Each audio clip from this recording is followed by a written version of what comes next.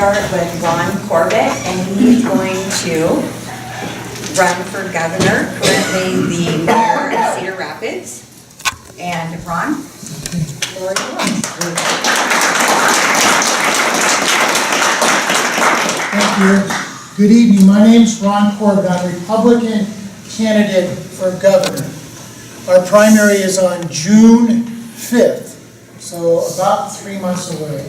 And I want to ask you tonight, respectfully, you to consider voting for me on June 5th. I wrote this book called Beyond Promises, and if any of you would like a free copy tonight, you're welcome to take one. After I get done speaking, just raise your hand and I'll pass one out, or Andy will also assist in passing that out. I got involved in Republican politics back in 1984.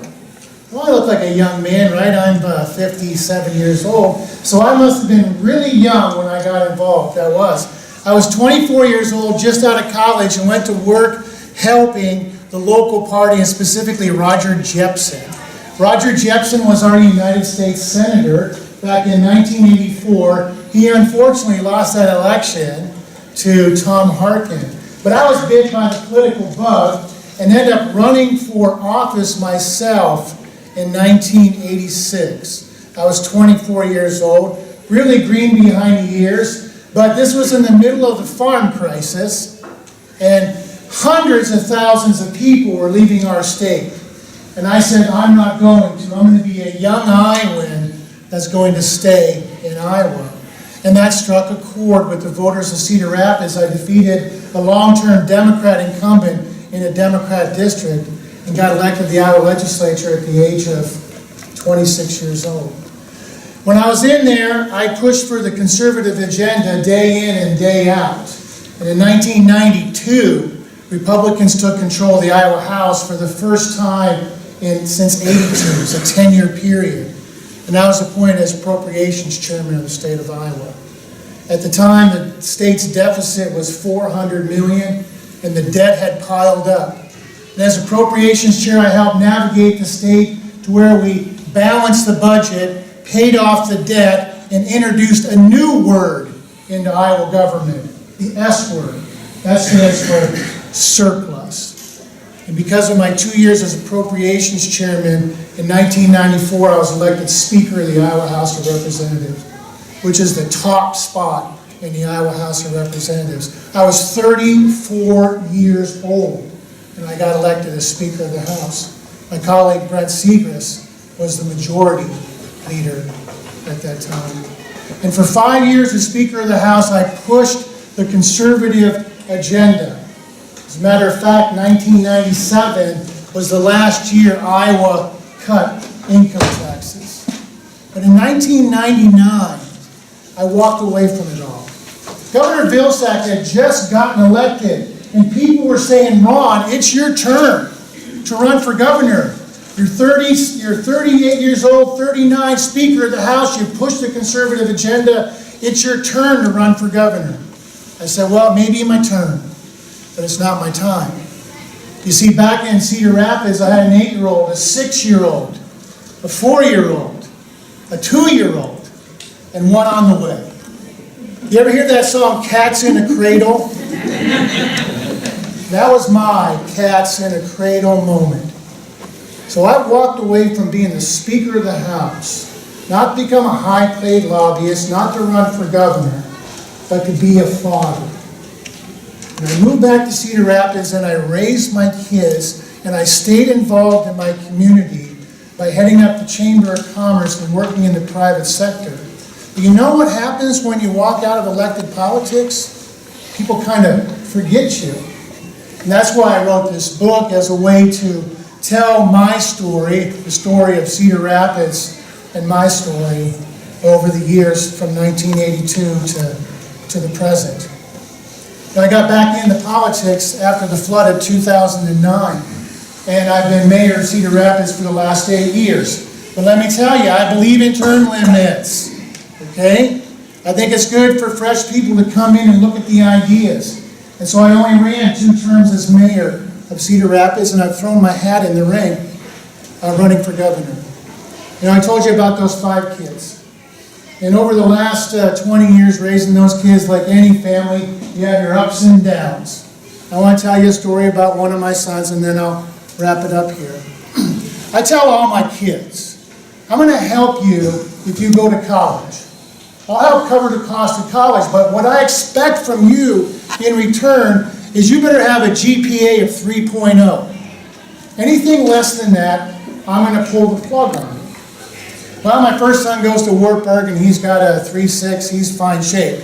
My second son, Matthew, he goes to Drake University, and after year one, his GPA was a 3.0.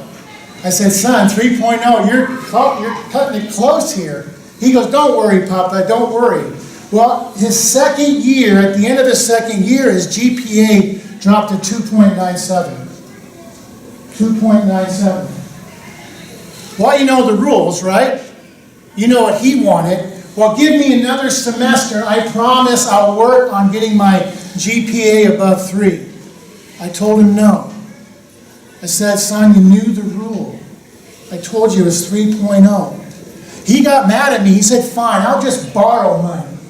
I said, well, you can borrow some money, but you can't borrow enough unless I co-sign. And I'm not co-signing. Well, my son and I had some tense time there, as you can imagine, and he ended up dropping out of school. You see, in families, you have some tough discussions. Maybe it's with your siblings, maybe it's with your kids, maybe it's with your parents, but you have tough discussions. And that's what we are. We're a Republican family. And sometimes in the primary process, you have some tough discussions. You see, I'm a fiscal conservative. I just did that 23andMe test, came back and showed my lineage.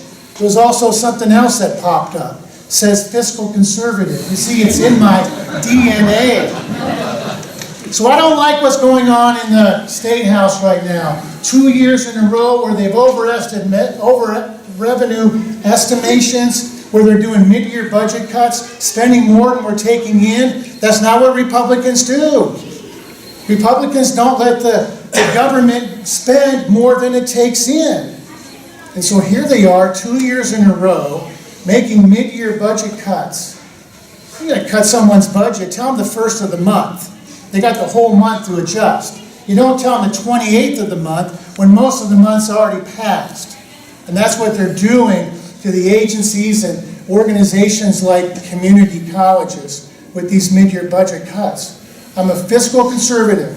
Government has to live within its means. We have to go out and reduce the bureaucracy. Not reduce it. This is what happens.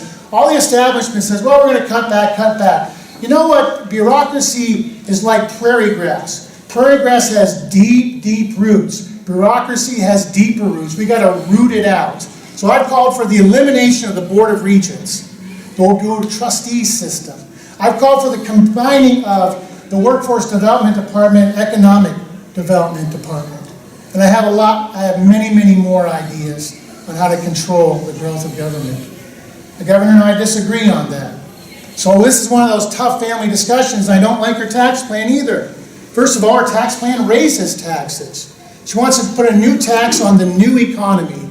Isn't that typical establishment? The new economy is thriving, and it's thriving because government isn't regulating and taxing it, so now we want to turn around and tax it. Tax Uber, tax Lyft, tax Netflix, tax Hulu, tax Pandora, tax Spotify. We already pay a tax on our phone bill, our internet bill, our cable bill. Then to pay a double tax on all the services? That makes no sense to me. Remember, I'm a fiscal conservative. And then the tax cuts come in year 3, 4, 5. So let's get this. They're going to she proposes raising taxes today with the promise of cutting taxes in the future. But only if the government gets its money first. Then once the government's satisfied, and if there's any left over, then we'll cut taxes. Since when did Republicans put the government budget before the family budget? See, I'm a fiscal conservative. Put the family budget first. That's why I want a 3% tax rate in Iowa. a flat tax. Get rid of all the deductions, get rid of all the credits, stop picking and winners and losers, stop using the tax code for social engineering, and use the tax code for growth. We can do that by having a flat tax of 3%. Let me just tell you one more issue. Because there's not only a difference in some of the issues between the governor and I, there's a difference in style. See, I learned a long time ago that the best decisions are made from the local government and from the grassroots up, not from the top down. So I've always hated stuff coming from Washington, D.C., whether it was Common Core, you name it, and the same is true with the state government. And what are we seeing out of the state government? Top-down decisions to privatize the Medicaid system. Now, most Republicans, when asked the question, do you think the private sector or the government sector, we're always going to choose the private sector. But if I tell you, government sector has a 3% margin, private sector has 15%, do you still want to privatize it? See, they privatized it, top-down decision without including people. And now we're having problems. The mental health system, they closed down Clarinda, they closed down Mount Pleasant and Toledo Home and Girls. Why? Top-down decision without talking to people. I learned from growing the bottom up, that's how we rebuilt Cedar Rapids. Everybody was included. And after we rebuild it, what does it gain when you have people involved? They have ownership. And then when we had another flood in 2016, 10,000 people showed up to save the city. Why? Because there was ownership. So I believe in bottom-up decision-making, top-down. So there's some big issues that separate us, and there's some style issues that separate us. And I look forward to having these conversations over the next 90 days through the debate process. And I look forward to having debates because primaries are good. It strengthens the candidates. Ask Joni Ernst. Ask Bruce Braley, who's practicing law in Colorado right now. It builds up the party. If you don't think so, look how many caucus goers were there 2 years ago with 17 candidates. And number 3, you get the right to choose because candidates are competing for your vote. So whatever happened to my son? Anybody curious? Well, after he dropped out of Drake University, he joined the Navy. And he goes up to Great Lakes, where the boot camp is up there, and this kid finishes number 1 in his class. He qualified to get in the nuclear program in the United States Navy, and they stationed him down in Charleston, South Carolina. You know what happened there? He finished number 1 in his class. The commanding officer comes up to him and says, "Young man, you ought to apply to get in the Naval Academy." So he calls me up and says, "Hey, Papa, I'm going to try to get in the Naval Academy." I said, "I think that ship sailed. That's for people that in high school that get nominated by important people, congressmen and senators." He said, "No, there's a special program called Seaman to Admiral. I'm going to apply for it." Well, he did. You know what? He got accepted. He got accepted, and he's finishing his 3rd year now at the United States Naval Academy. You know what his GPA is, Doctor? It's a 3.68. See, it is. Thank you. So although we had some tense moments when I was trying to hold him accountable, we're together now. I love him, and he loves me, and he's successful. And he's doing very well in the Naval Academy. And that's what will happen after the primary. It may get a little rough and tough over here, but when it's over with, what are we going to do? We're going to come together as a family, right? And we're going to go on to the November election to win the November elections. I really do appreciate the extra time that you've given me this evening. I'll be back next Tuesday when the Vice President's in town.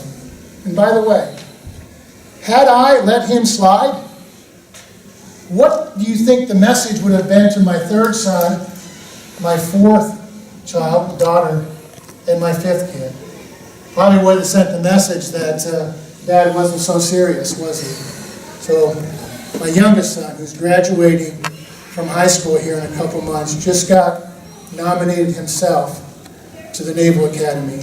So I'll have 2. And I don't think he would have ever gotten in had I not held that 2nd son accountable. My name's Ron Corbett. I'd really appreciate your vote in June. Thank you.